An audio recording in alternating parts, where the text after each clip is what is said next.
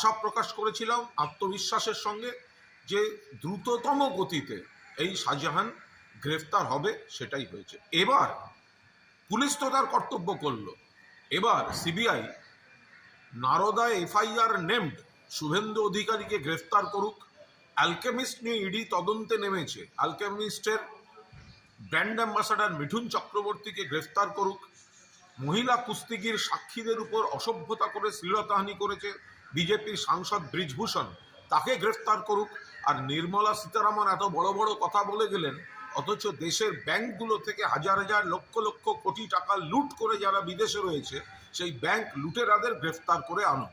রাজ্য পুলিশ দেখিয়েছে, কথা রেখেছে। মুখ্যমন্ত্রীর নেতৃত্বে, অভিষেক বন্দ্যোপাধ্যায়ের সেনাপতিত্বে সরকার এবং দল চলছে।